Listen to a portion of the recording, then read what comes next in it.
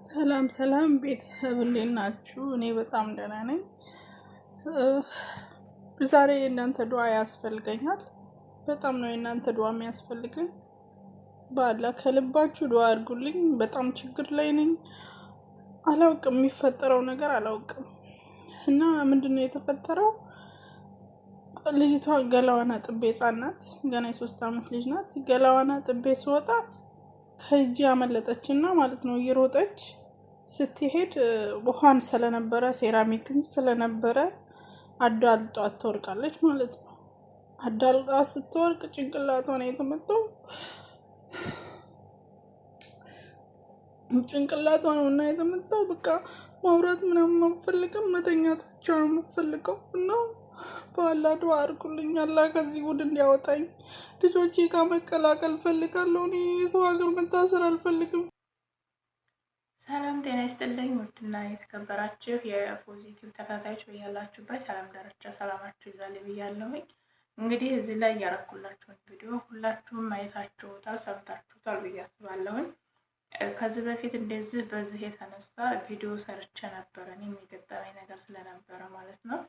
እና ያንን ቪዲዮ ብዙ ሰው አይቶታል፣ ግን ላይክ አላደረገውም፣ እንዲሁም ደግሞ ሸር አላደረጋችሁትም ነበር ማለት ነው። አሁን ዛሬ ይች ልጅ ልክ የኔ አይነት ተመሳሳይ ነው። የኔ ትንሽ ያው እንትን ይላል ይለያል። ይች ልጅ እንግዲህ ምንድነው ያለችው? ልጅቷን ሻወር አስወስዳ የ3 ዓመት ልጅ ናት። ሻወር አስወስዳት ገላዋን አጥባት ማለት ነው። የዚህ ሀገር ሰራሚክ ውሃ ከነካችሁ እንዲሁም ደግሞ እግራችሁ ላይ ቫዝሊን ከነካ ወይም ቅባት ነገር ከነካ በጣም ነው የሚያንሸራትተው ማለት ነው። ልክ የሀገራችን የክረምት ጭቃ ቁልቁለት ላይ እንደሚያንሸራትተው በጣም ነው የሚያንሸራትተው። ሲያንሸራትት ደግሞ ያው የሚጥለን ወይ በጀርባችን ነው የሚጥለን ወይም ደግሞ በፊት ለፊት ነው የምንወድቀው እና አጉል ቦታ ላይ ነው የሚመታንም ደግሞ ሰራሚክ ነው ማለት ነው።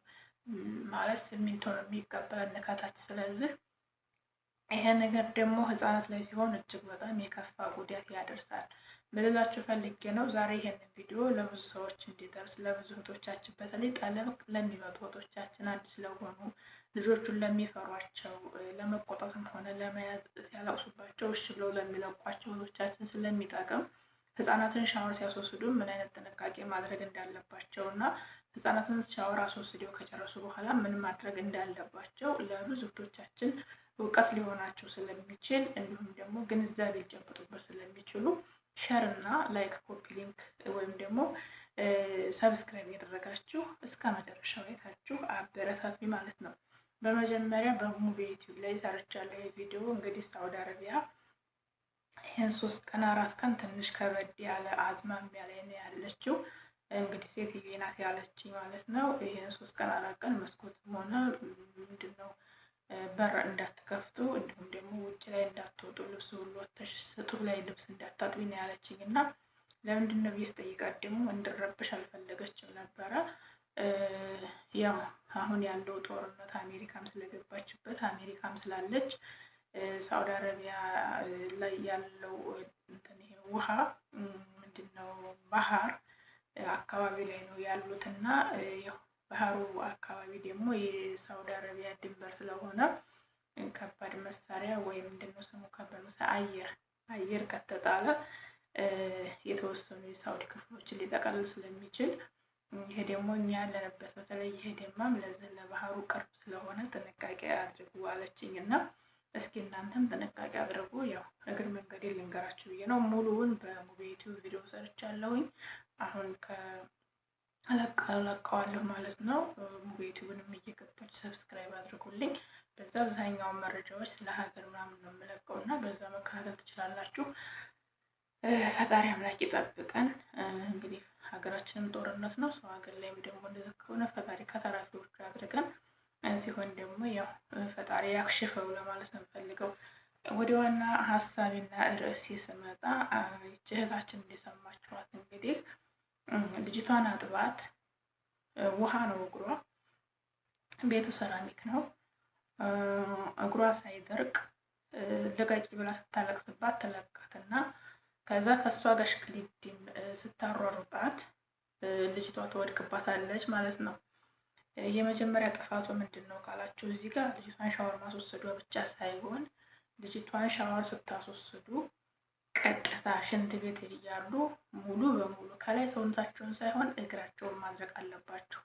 እግራቸውን አድርቋቸው ከሽንት ቤት ሲወጡ ማለት ነው። ጭራሽ ውጭ ላይ መውጣት የለባቸውም። ሽንት ቤት ላይ ውሃውን ጨርሰው ሲወጡ እግራቸው መድረቅ አለበት።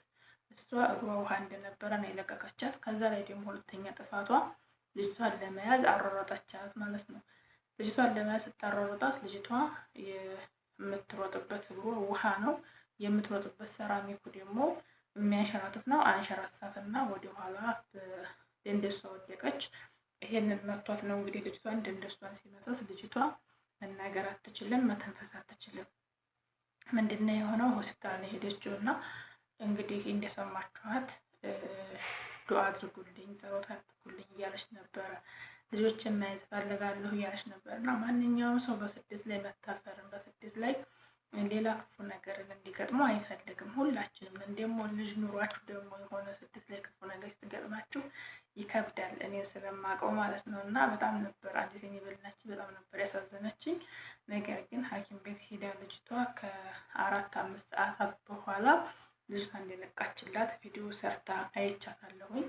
የዚች ልጅ ህፃን እንግዲህ ድናላታለች። ፈጣሪ ከመከራ አውጥቷታል።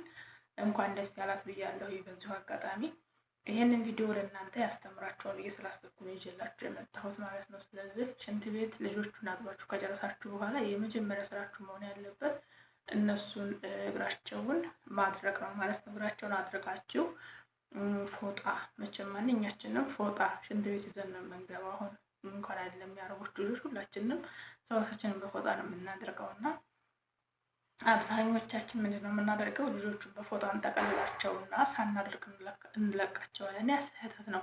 አንደኛ ፎጣውን ይዛችሁ የምትገቡት ሰውነታቸው ልትደርቁበት ነው። አድርጋችሁበት ልብሳቸውን አልጋ ላይ ነው አብዛኛው ሰው የሚያለብሰው እና ሽንት ቤት ለማልበስ ስለማይመች ሰውነታቸውን አድርቃችሁ ከጨረሳችሁ በኋላ ፎጣውን አልብሳችሁ አውጧቸው ማለት ነው። ሁለተኛው ምንድን ነው? ልጆቹ ካመለጧችሁ አታሯሩጧቸው፣ ተዋቸው። ቀስ አድርጋችሁ አዘናግታችሁ ያዟቸው ማለት ነው። ምክንያቱም በኃይል ሲሮጡ የሚወድቁትና ቀስ ብለው ሲሄዱ የሚወድቁት ይለያያል። በኃይል ሲሮጡ በጣም ነው የሚወድቁት ማለት ነው። ስለዚህ በኃይል ስለሚመታቸው አደጋው የከፋ ይሆናል። ግን እናንተ ቀስ አድርጋችሁ ስትለቋቸው እነሱም እግራቸውን ስለሚያንሸራትታቸው ቀስ ብለው ለመጠንቀቅ ይሞክራሉ ማለት ነው። ስለዚህ ይህን ነገር ጥንቃቄ አድርጉ። እንዲሁም ደግሞ ደረጃ ላይ ውሃ ፈሶ ህፃናቶች ውሃ አፍስሰው በዛ በደረጃ ላይ እንደ መጫወቻ እንደ ሸርታቴ መንሸራተቻ መጫወቻ የሚጫወቱ ህፃናቶች አሉ። ያንን አንዲት ልጅ ናት እንደዛ ስታደርግ ያየሁት እና በዛ ቪዲዮ ሰራላችኋለሁ ብዬ ለምን እንደሆነ ረሳሁት። ብዙዎቻችሁ ልጆች ሲረብሿችሁ ደረጃ ላይ ውሃ አፍስሰው በዛው ውሃ እየተንሸራተቱ ሲጫወቱ ዝም አትበሏቸው። ምክንያቱም ሁልጊዜ እንደዛ እያደረጉ በሚንሸራተቱበት ሰዓት ልጆቹ ይወድቃሉ። በሚወድቁ ሰዓት ደግሞ ከደረጃ ላይ ተንከባለው ቀርቶ ከአንዱ ደረጃ አንዱ ደረጃ ላይ ቢወድቁ አፍንጫቸውን ቢመታቸው፣ አይናቸውን ቢመታቸው፣ ድንድሳቸውን መቷቸው ጸጥ ቢሉባቸው ከባድ ነው። ስለዚህ በእንደዚህ አይነት ነገር ህይወታቸውን አደጋ ላይ በሚጥል ነገር አንደኛ ለእነሱ ጥሩ አይደለም፣ ሁለተኛ ለእናንተም ጥሩ አይደለም። ስለዚህ እንደዚህ አይነት ነገር ጨዋታ ሲጫወቱ አታጫውቷቸው፣ ተቆጧቸው፣ ያልቅሱ። በዛ መንገድ ላይ ሲጫወቱ ተቆጥታችኋቸው ሲያለቅሱ ቤተሰቦቻቸውን ለምን ብለው ከጠየቋቸው እኔ ይህን ነገር ሪስኩን መውሰድ አልፈልግም፣ ምክንያቱም እንደዚህ እየተጫወተች ነው። ስለዚህ እዚህ ላይ አንድ ነገር ብትሆን የተጠያቂ አልሆንም ብላችሁ ለአረቦቹን ክት ያለውን ነገር መናገር ነው ማለት ነው። እንዲሁም እናንተ ሻወር ወስዳችሁ ስትጨርሱ እግራችሁን በደንብ አድርጉ። አንድ እሱ ነው። ሁለተኛ እኔ ዛሬ 4 ዓመት አካባቢ ላይ ከጠለብ እንደወጣሁ ሰሞን ከጠለብ በወጣሁ በአመቴ ይመስለኛል ካፍች የሚባል ቤት ካፍች የሚባል ሀገር አንድ ቤት ሰራ ነበር። ቢያንስ ወደ 8 ወር ከ15 ቀን አካባቢ ሰርቼበታለሁኝ። ወደ 16 ህፃናት አሉበት ማለት ነው። 26 ህፃናት አሉበት ያልኳችሁ ቤት ማለት ነው። እዛ ቤት ውስጥ በጣም ብዙ ህፃናቶች ናቸው ያሉት። 26 ልጆች አሉ። ከ26ቱ ግን 18ቱ በጣም ህፃናት ናቸው። የሰው እንክብካቤ እና የሰው እገዛ የሚፈልጉ ናቸው። ሌሎቹ ራሳቸውን ችለው የሚንቀሳቀሱ ናቸው። እና እዛ ቤት ውስጥ እኔ የሁለቱ ልጆች መጉዘተኛ ነበር የገባሁት። ከዚህ በፊት ጨረፍ አድርጌ ነግሬያችኋለሁኝ። የእነዚያ የሁለት ልጆች መጉዘት የሆንኩት እናት የላቸውም። ለምንድን ነው እናት የሌላቸው ካላችሁ ደግሞ ሁለተኛዋን ካሮሜ ትባላለች ልጅቷ።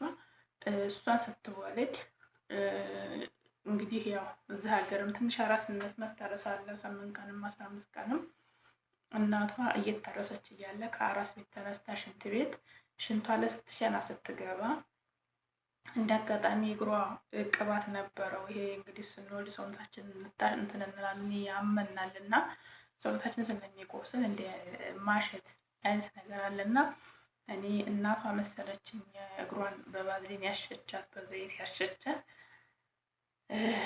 እሷም እንግዲህ አላሰበችውም ተነስታ ሽንት ቤት ትገባለች ማለት ነው። ሽንት ቤት ስትገባ ያንሸራተታትና ትወድቃለች። አስቡ እንግዲህ የአራስ ወገብ ነው። ሁለተኛ የማህፀኗ ቁስል አልደረቀም። እንግዲህ አረቦች ታውቃላችሁ እንኳን ወልደው ማህፀናቸው ተከፍቶ ቀርቶ ሰውነታቸው ቆስሎ ቀርቶ መውለድ ማለት እንግዲህ ተከፍቶ ተሰርቶ ፈርሶ መሰራት ማለት ነው። መውለድ ስለማውቀው መውለድ ማለት በጣም ከባድ ነው እና ሰውነታችሁ ሙሉ በሙሉ ፍርስ ነው የሚለው። እጃችሁንም መጨበጥም እግራችሁ መጨበጥ ሁሉ ነገራችሁ መጨበጥ መታዘዝ አይችልም። ሰውነታችሁ ይፈርሳል ማለት ነው እና በዛን ሰዓት እንግዲህ ሴትየዋ ያንሸራተትና ትወድቃለች። ሰውነቷ ማጥበቅ ስለማይችል ጉልበቷን ይመታታል። ጉልበቷን ሲመታት እንግዲህ ሌላ ሰውነቷን መቷት ነበረ። እሷ አልታወቃትም። ለወደ ሐኪም ቤት ሄደችው ለጉልበቷ ነበረ። በቃ ጉልበቷ ይቆረጣል ምናምን ሲባል ቢያንስ ለ26 ቀን አልጋ ላይ ሆና ከአልጋ መነሳት አቅቷት እንዲሁም እግሯ ወደ ሌላ ነገር እንዳይቀየር የማይሆን ከሆነ ይቆርጣል እየተባለች በነበረበት ሰዓት በዛው እንደ ሰበብ አድርጎ ህይወቷ አለፈ ማለት ነው። እና የዛችን ሴትዮ ልጆች ለመያዝ አባታቸው ስለነበረ እዛ ቤት ገብቼ ነበር ማለት ነው። እና የዛችን ሴትዮ ታሪክ ስትነግረኝ እናቷ እጅግ በጣም የምታሳዝነው በወለዴ በ6 ቀኗ ነው እንደዛ የሆነችው እና በወለዴ ወር ሳይሆናት ህይወቷ አለፈ ማለት ነው። እና ያችን ልጅ በጣም ነበር የምወዳት፣ በጣም ነበር የምታሳዝነኝ።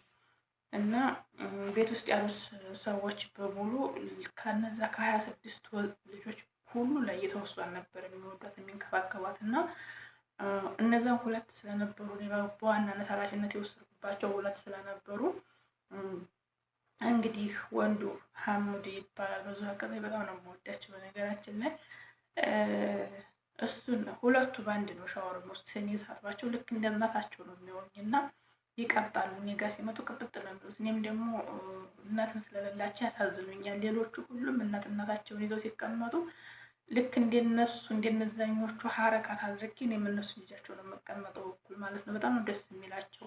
የሆነ የእናትነት ጎደሎ እንዲሰማቸው አልፈልግም እና እነሱም በቃ የሆነ አሁን ዝግጅት ምናምን ሆኖ ሁሉም ልጆች እናታቸው ጋር ቁጭ ብለው እንትን ሲሉ እኔንም ላይ ቁጭ በይ ይሉኛል። እኩል ከአረቦቹ ጋር ነበረ ለልጆቹ ሲባል እንትን ስል የነበረው እና ሌሎቹ ጡጦ ሲጠቡ ጡጧቸውን ይዘው ይመጡ ነበር። ሐሙድ የምላችሁ ቤት ትልቅ ነው ግን ጡጦ ይጠባ ነበረ። አንድ ቀን ምን ገጠመኝ መሰላችሁ? ሁለቱም ይፎካከራሉ። እንግዲህ ስለሚፎካከሩ ወንዱ 5 ዓመቱ ነው፣ ሴቷ 2 ዓመት ከምናምኗ ነው። ግን ታውቃለች፣ በደንብ ታውቃለች። እና ይፎካከሩ ነበር። በጣም ነበር የሚፎካከሩት በሰዓቱ። ስለሚፎካከሩ እኔ ሁለቱንም ገንዳ ውስጥ ይሻቸው ገባሁኝ። ሽንት ቤት የሚታጠቡበት ገንዳ ሁለቱንም ካተትኳቸው ማለት ነው። ሁለቱንም ስከታቸው ምንድን ነው የተፈጠረው? እኔ ያላየሁትም ልጁ ውሃውን ከፍቶት እሱ ትንሽ ሰውነቱ ረዘም ያለ ስለሆነ እሷ ህፃን ስለሆነች ውሃው ለካ በእሷ ልክ ሞልቷል ማለት ነው። እና በአፍንጫዋን በአፏም ገብቷል። ገባችሁ? እኔ ያላየኋትም እንግዲህ የእነሱ ለሚበቃቸው ያህል ውሃ ከፍቼላቸው መውጣት አይችሉም። ትንሽ እንትን ረዘም ያለ ስለሆነ እኔ ካላወጣኋቸው መውጣት አይችሉም። ከዛ መቼም አይወጡም ብዬ እኔ ውሃውን ይከፍታል ብዬ ትዝ አላለኝም። እዛው ውሃ ውስጥ አድርጊያቸው እኔ ልብሳቸውን ላመጣ ፎጣቸውን ላመጣ ሄድኩኝ። ስመለስ ውሃው ሙልት ብሏል እስከ አፍንጫዋ ድረስ ማለት ነው፣ ህፃኗ። ከዛ ውሃው ሙልት ብሎ ያው ቶሎ ስለደረስኩኝ ቶሎ ብዬ አፍንጫዋን ያስኩላት፣ አስታወካት። ሲያስታውካት ደህና ሆነች። ስለዚህ እንደዚህ አይነት አጋጣሚ ስለሚፈጠር ጥንቃቄ አድርጉ። ልጅ የምትይዙ እህቶች በውሃ በኩል ሻወር ስታስወስዱ እጅግ በጣም ጥንቃቄ አድርጉ። እና ለዛሬ ይዤላችሁ የመጣሁት ይሄን ይመስል ነበረ። ስለነበረን ሀሳብ እስከ መጨረሻው አይታችሁ ላይክ፣ ሼር፣ ሰብስክራይብ ለምታደርጉልኝ እጅግ በጣም አመሰግናለሁኝ። ሀሳብ አስተያየታችሁንም ኮሜንት ላይ ያስቀምጡልኝ። ፈጣሪ አምላክ ሀገራችንን ሰላም ያድርግልን፣ ህዝቦቿን ይጠብቅልን። እወዳችኋለሁ። ወጥቶ ከመቅረት ፈጣሪ ይጠብቀን። እንግዲህ ከሚወራው ሁሉ ፈጣሪ ያውጣን እላችኋለሁ። እንግዲህ በእግር ወጥቶ ሰጠን ከመመለስ ፈጣሪ አምላክ ይሰውረን። ሀገራችንን ፍቅር ያድርግልን።